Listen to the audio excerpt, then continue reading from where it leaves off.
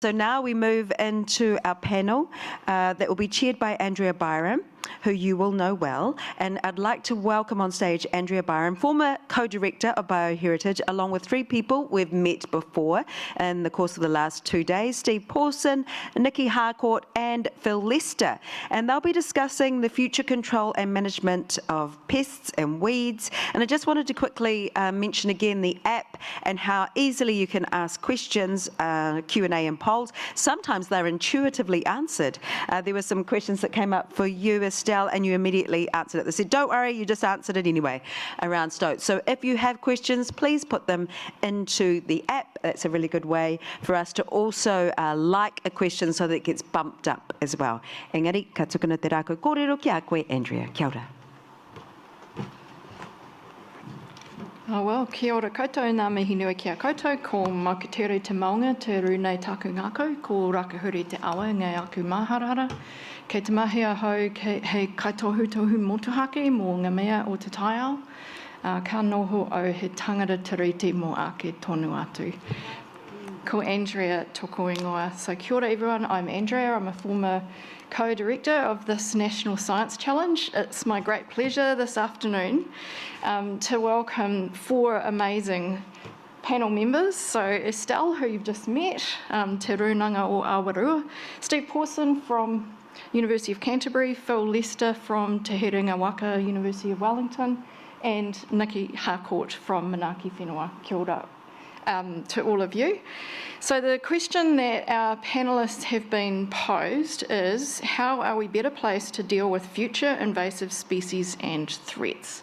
And I'm going to hand over to each of them to speak for. I've given them a time limit so that we've actually got time for questions from the audience later through the app. So please do use the app. I brought my glasses because I'm an old lady, so I can't read without my glasses, which means I'll be able to use the app and field those questions from you. So without further ado, let's hand over to, has everyone got microphones ready to go?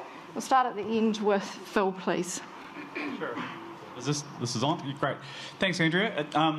Really appreciate the opportunity to come up and share a panel. We started this journey 10 years ago with Andrea and people with the National Science Challenge. And there's been a huge number of people involved in our program in terms of searching for novel pest control technologies. We've had people from Auckland all the way through to Dunedin initially, and since that time the group has expanded, community groups, we've had all industry involvement, such as we've heard with Dave this morning from beekeepers. We've had international collaborators.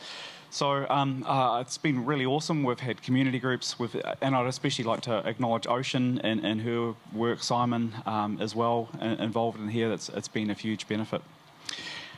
So that the seed funding initially from the National Science Challenge and Biological Heritage has grown and expanded into all sorts of things. We've now got MB programs, we've got international industry supporting research in New Zealand along novel pest control technologies. I think over the last 10 years, we have made significant progress along those lines in many different directions for novel tools and technologies and approaches for pest control.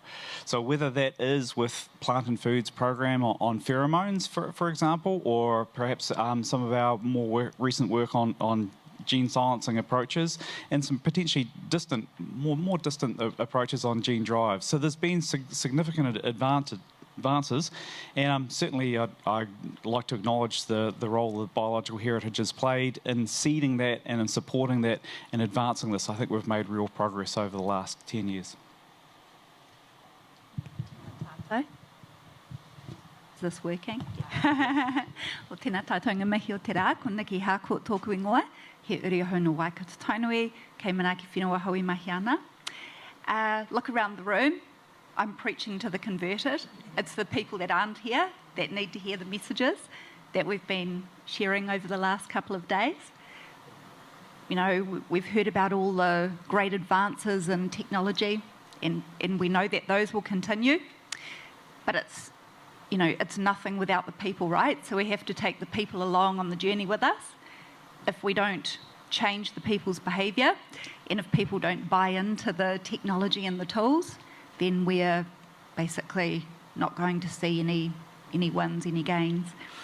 And just building on something that Bruce Clarkson said before, very sage advice. You know, we keep going, but we have to be a little bit creative with our messaging now because we've got a different government, right? So I think that's going to be the key to gains going forward. And that's probably all I need to say. Kia ora, ko Steve Pawson toko ingoa. E noho ana au ki Ototahi e mahi ana au ki te whare wānanga o Waitaha. So, yeah, first I want to reflect on what's happened in the last couple of days, and something that really stood out to me was the amount of effort the challenge has put into connecting scientists and researchers with communities of Māori. I mean, how many of the projects have had that linkage? And I think a lot of the credit to that comes from the real genesis of Tranche 2 in particular of the challenge, and started by Andrea here, to you Andrea, and Mel, if she's somewhere around, I saw her earlier at the back, and then carried on obviously by Daniel, Sean, and others. And what that's really created, and what's often been told to me by Mel is it's not the message, it's the messenger. And I think over the last the last period of Tranche 2 is we've built a collective body of people who are going to be the messengers, all right? And so we've got headwinds now, but as a group, we will carry that message through and we'll eventually get through. And I guess reflecting on kind of the work that I've been involved in with Manpreet and working alongside Ngāti Tanako, who gave a great presentation this morning, you know, what we were exploring was the power of using DNA as a diagnostic tool. And I guess the real core message behind that is a DNA reference library may seem a little bit scary, but what it really embodies is you're creating a library of the sum total of knowledge of all the taxonomists that have come before you, and put it into a library that people can use in a cost-effective way without having to be that taxonomic expert. So effectively, you're going to empower communities, iwi groups, anyone who wants to, for a very cheap amount of money, to get species-level resolution of what for your problem. It could be biosecurity, it could be conservation, it could be biodiversity monitoring, it could be monitoring restoration. Now, the reference library, when it first starts, won't be perfect. It won't be complete. But once it is complete, it'll be a very powerful resource. And so the cost benefit will be huge. And I guess that's the message that I think collectively we have to take forward, is that there are big gains from all of our projects, and we've got to carry that message forward as a whole. Thank you. Kia ora anō. Yeah, I sort of feel like I've got imposter syndrome sitting here with all these scientists. But I guess my whakaaro would be, if we're asking the question, are we better placed to deal with the future invasive species and threats in Aotearoa? I'd like to say yes, but we're still struggling to deal with the ones we've already got, and especially if we think about predator-free by 2050. Although, having said that, the technology that's been developed in the short 9.5 years that the company's been established is with their products to projects, tools, and of course the Department of Conservation's tools to market products are next level when it comes to predator suppression. And I know this because we're using a lot of those tools in our projects in Murihiku, and they are game changers when it comes to the need to eradicate possums. It all just comes down to funding, and of course the tools aren't cheap. But as the companies like Autotraps NZ are developing and marketing to the world, the money that they're bringing in is also helping with their ability to feed out to the community projects and the large landscape scale projects across the country that need these tools. So it's a soft yes to the question, but we've got a long way to go. Hello. Thank you, Estelle. Yeah, I mean, just for me, reflecting over the last couple of days and also over the last 10 years in the national science challenge, I think that we have created an ecosystem for, reaching out to our communities and building some of the tools that needed to be built along the lines of what Phil's just talked about here.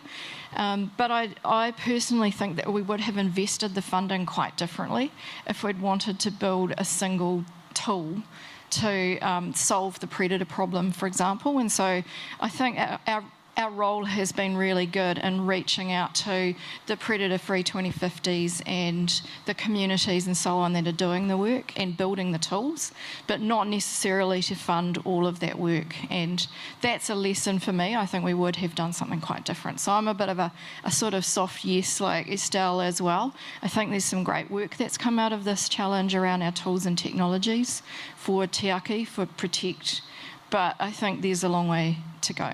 So, yeah. So I'm going to use the app now, so please fire through your questions.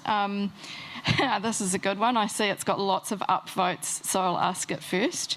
Kia ora koutou, what would be the one thing we should all wake up tomorrow and do to ensure the longevity of the good created from the Bioheritage National Science Challenge? No pressure, Phil. Thanks, Andrea. I think for us, and certainly the gene technologies, as was talked about by lots of people this morning, the continued engagement and discussion is huge, right? So it's clearly there's no longer a yes or no to gene tech. There's different communities thinking different things. There's levels of education. There's levels of discussion and talk that's really essential. So in terms of the new tools, like the ones that we've talked about and are proposing, I'd love to see lots more discussion in those, lots more community groups and lots more community involvement. So please do. For me, it would be pivot those messages, make sure that the language is palatable to those politicians. I think that's going to be key. I think it's talk to all your other colleagues about your favourite projects that you've heard about and the ones that you're involved in, and just keep pushing the message and pushing the message and pushing the message, and eventually it'll fall on some ears that want to listen. I guess for me it would be toi tu te tiriti. It would be advocacy. Tell anyone and everybody that what I said about Rakiara, because it's happening across the whole country. Thank you, and I agree with that. I think being Tiriti-centred is absolutely critical, but I also think taking the long game right now is going to be really, really important. There's a question here specifically for Estelle, so I'm going to put you on the spot. Big ups to, no one told me there was going to be like writing on the screen, but big enough for me to read, so kia ora to whoever did that. Estelle, a question for you is around cats on Rakiara and how we might deal with that little social licence issue. Thanks, it's a really good question that I didn't address in my kōrero, but the Southern Regional Council has the mandate to manage under the pest management strategy what species are allowed where and the impact that they have. So I guess once or during the project it would be really important that we either discuss with the community the idea of having a grandparent clause for cats. Also, as part of the project, we're looking to implement a management of cats similar to dogs, that they be microchipped, registered and desexed before they're allowed on the island. So the conversations are being had. Of course, there's always people in the community that will push back, but given what will be achieved from predator-free Rakiara, we can't risk not focusing on that topic as well. So thank you. Cool. Okay, does anyone else have any comments they want to make on the social licence around cats, or are we just not going to go there, people? Nikki, you look like... Yeah, she's going to go for it. Well, just to say that at Manaaki Whenua, we're certainly thinking about what that could look like as a potential future endeavour bid. Potential. Great, thank you. The next question is, can the novel pest control methods discussed by Ocean and Phil be applied to something like invasive golden clams? Great question, thank you. Yeah, techniques and approaches like using double-stranded RNA has been discussed and investigated for things like lice on salmon populations in aquatic environments. So some of those approaches might be conceivable to be trialled and tested. I think there are significant challenges that would be involved there. The gene drive approaches for invasive golden clams might be a little bit more successful, perhaps, but again, nobody has utilised a gene drive or released a gene drive approach in the wild anywhere in the world yet. That was a question online before. So there'd be a lot of work before we could get to that. I think a shorter term might be possible, but would need a substantial amount of work to get double-stranded RNA or a gene silencing approach for golden clams going. Okay, thank you. And another great question that's come through is, why do we not have more mammalian gene tech control? And did you choose invertebrates for a reason? So I'm going to hand this one to Phil first, but then I'm going to hand to all of the panel to answer that question from the perspective of gene technologies and what their views are on its place in the wider pest control ecosystem going forward. So Phil. Sure. So there are programs along mammalian gene technology control around, especially overseas. In Australia, I think they've done one or thinking about one for the mice plagues that are going on over there, and I think that's a really good candidate. The vertebrates present a bunch of challenges that we don't have for invertebrates, so they're harder to necessarily rear. The embryology associated with, we'd have to get a stoat and we'd have to get eggs and re-fertilise. It's very challenging for a lot of vertebrates. There's also lots of ethics involved. So invertebrates, when it comes down to it, because of the short generation times, because how manipulatable they are, have been an easier target for us, and especially me as an entomologist. So it's easier for me. Did you want to? I'm a plant biologist, so I can't comment on that one. I'm an invertebrate guy, so... Much more interesting to study invertebrates. And Andrea's a mammalian person, pest control. Estelle. No, I don't know a lot about gene drive. Sorry. No, that's all right. I mean, I think I don't know a lot about gene drive either in the detail of the technical side, but I do think that from the point of view of predator-free New Zealand, we are going to have to think about technologies that scale, including, dare I say it, widespread use of toxins and potentially gene technologies that spread through populations. And that's quite confronting for people, but I actually think we're going to have to go there in those public conversations if we're going to achieve that goal. And so have we done the groundwork to build that social licence and build that public understanding of what we actually mean when we talk about a self-disseminating genetic tool going through a population? So that's just my view. I think there's work to do. This one's I might have to paraphrase this one. We heard earlier that a precursor to good relationships, e.g. between researchers and communities, was creating space where these can develop. How do we continue from here, i.e. make space for it to happen safely outside the research context? So yeah, coming at it from a personal relationships point of view that you've built in your mahi, but also just more generally tips for people to carry it on. Okay, Okay, start with Estelle. yeah. Okay. Tips to carry on the relationship building between researchers and communities. That's pretty much the question. Yep. So, whakawhanaungatanga. Go have a coffee with these whānau.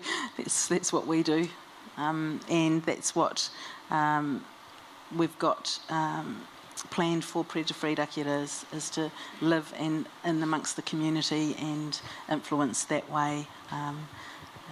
While, of course, doing the research that needs to be done. Lots of wānanga. Yeah, I guess it's lots of wānanga, and I guess where we're looking at going with Tura is another wānanga in early May, where we're going to try and get together a broader representation from Aotearoa So I guess taking a waka approach, discussing amongst Te Aroa. And I guess it comes to, what was it, Dave's Bees. It's got to be effective. It's got to be the right thing. And if Te Aroa collectively think where we're going is the right thing, they will carry the message forward after that. But they've got to decide amongst themselves. And so it'll be up to us to just provide info for those conversations. And so for me, it's about reciprocity, right? So with our partners, yes, they support us with our research, but we equally support them, and it may have nothing to do with our research. So yeah, about reciprocity and keeping those relationships warm. Yeah, and finally, I'd echo everybody here, in terms of discussion and community engagement and all those sorts of things. With our genetic modification work and gene drives that we've just been funded for, Amanda Black from Bioprotection and team are looking at ways of how to engage and appropriate methods and all those sorts of things, communities, to discuss and gain an evaluation of do we want to go down this road. So I think there's real momentum and movement forward there, but discussion is clearly the way to go. What they said, I'm going to move on because there are so many great questions coming through. We might as well keep it coming. I'm actually going to go to the second question on the list in front of us, team. So where should we be going for things, quote, not quite in pest category, trout, deer and pigs, etc.? Personally, I'd put them in the pest category, but hey, that's just me. So yeah, it is a great question though, in the sense of, at the moment, the focus around Predator Free 2050 is the 3 groups of species: possums, rats and mustelids. Where should we be going with some of those other species, I guess, is the question. So Steve, not to put you on the spot, I know you're an invertebrate guy, but too bad, you can do it. Come on. Oh, I wanted the other question that was there, but you never can mind. have the other question in a minute. Yeah. Yeah, so I guess this is a topic I lecture on to my second years, and it comes to people's perceptions of an organism as a pest. Do they perceive it as a pest, or do they perceive it as a resource? And so everyone hates wasps, and wasps aren't really a resource for everyone, so everyone's pretty cool on getting rid of wasps. But obviously if you get to something like deer or trout, you have very different perceptions going on there.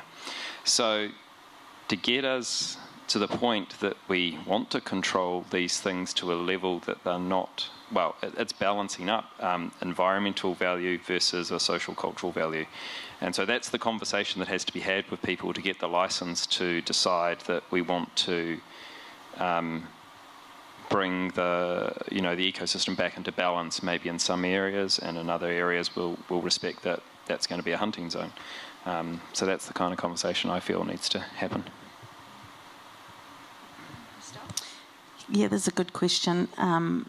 I think the issue of deer and pigs or ungulates in our native forests poses the question of the impact they have on the ability for our forests to sequester carbon. And for rakiara, that's massive. While these are not necessarily considered pests, the impact they're having economically is massive, and that's the message we need to be sending.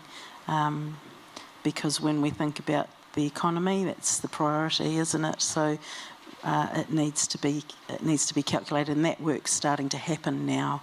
We've got scientists going down to Whenua Hou to look at a forest, a podocarp forest that's had no ungulate or predator browse or damage over the last 30 odd years in comparison to rakiara, and looking at the difference in how these two forests are able to sequester carbon will give us a really good idea of the monetary value of these old growth forests. Nikki, any insights? Yeah, it's a difficult one, eh? So for some people, obviously pigs are really important food, really important kai. I think it's really important to start making those observations and recording those observations, gathering evidence, if you will, and finding out, where there is potential to carry out those conversations. Yeah, so for us, we work on wasps, and the comments made that everybody hates wasps. Well, that's largely true, but it's not entirely true. That there are some people that like wasps. Wasps have a role in pollination. That wasps have a kind of a right to exist. Why should we go out there and necessarily kill them, right? So I think it's an ethical challenge. It's an ethical framework. Where we all have in common, I think, is and we have to seek commonalities. Is we want balance in the population. I'm happy for wasps to be in New Zealand, but as long as they don't cause the extinction of our native invertebrates, if they're at lower densities. And I think that would be much the same case with a lot of pigs and deer and all those sorts of things. If we could have them in New Zealand that didn't have such a big effect, that would be fine. So seeking those roads and discussion towards a commonality is the way forward in a lot of these discussions. Thank you, Akang. I'm going to go to the question that Steve has been itching to answer, which is, do we have the tools and frameworks to assess the threat posed by new species arriving in the country and to quickly mobilise a response? And if so, what is needed? So great pre-border question, thank you. So I noticed a couple of eyebrows raising out there because there's 3 people in the audience. I think they're all still here, Mike, Christine and Melanie, which you've heard from some of them today. They're all former members of the risk assessment team within MPI. I haven't seen any current members of the team here. But there are tools and there are frameworks that are used, and there's a reasonably large team at MPI that do work on this. But I think John Keane, who does a lot of risk assessment stuff, where's JK somewhere, brought it up in his talk, and there's Melanie next to him, as to the balance of values that are looked at, and it's heavily weighted towards economic values and less heavily weighted towards socio-cultural values. So I think where we need to do better is upping our game in those risk assessment frameworks so that they're quick and efficient to use when they're needed, but focused on socio-cultural and environmental values as well as those economic values. Thanks. Anyone else want to tackle that one? All right, we'll move on. I saw one that crossed the screen briefly that said anyone that likes figs likes wasps, but then it disappeared again. So Aaron must have moderated that one down the back. We've got 3 and a bit minutes left in our panel session. So I'm going to go to the one that's got the most upvotes at the moment. Has the challenge developed any insights on how investment choices could be made across the diverse range of invasive species management needs in New Zealand now? This is where I flounder because I've been out of the challenge for a while, so I genuinely don't know the answer to that question. Does anyone else have any insights on that? Steve? Sorry, we'll have to get someone to answer that later. Here's another good one. What is gene drive and how is it different to RNAi? So a gene drive is a genetic modification. You're changing the genome of the animal. Gene silencing that we're talking about, RNAi, gene silencing, is not a genetic modification. You're not changing the genome of the species. You're just changing the protein expression patterns, really, that's occurring in that, and the instructions to make those proteins. So it's quite different. The EPA have ruled it. Gene silencing is not a genetic modification. You're not changing the genome, whereas a gene drive involves a genetic modification out there. You have to change the genome to get it to work effectively. That makes sense? Great, thanks. That's why they take you to all the wānanga, because you can answer that question really simply. Thank you. Final question. We don't mention genes when we discuss plant breeding. Are there softer terms we can use other than RNA, DNA, gene silencing, etc.? Interesting question. Should we dumb down our terminology to make it more publicly acceptable or not? Phil? I think a hard no, actually, to be quite honest. What I'm cautious of doing here is calling something by a different name or change it, and that, to convince the public that this is acceptable because it's got a slightly different name and you don't think about it as a genetic tool.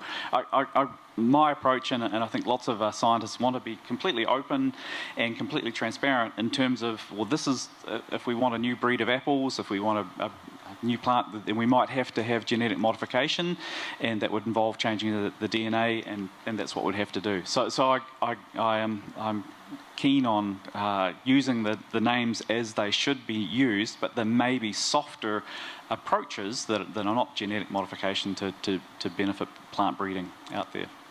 That makes, yeah. Okay, next, Nikki, you can see the counter timing down, so the three of you guys have got 1 minute and 10 seconds to answer that question. Nikki. Yeah, well, the biggest thing is, as scientists, is that people trust us. So yeah, totally agree with your comments there.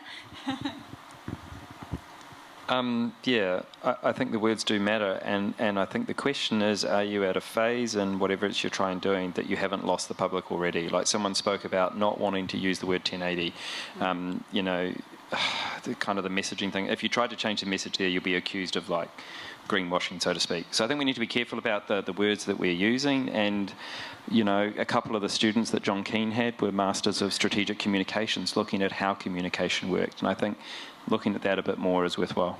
Okay, and final word to Estelle. Great, so I've got 20 seconds.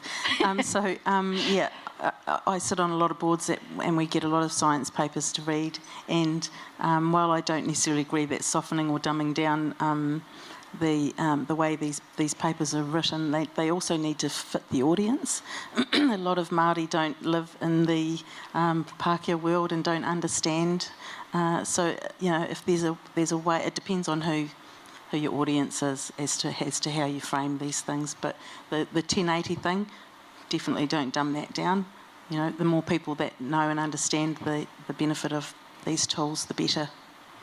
Kia ora, thank you. All right, we've got negative 17 seconds now to thank this team. So please put your hands together for a great panel.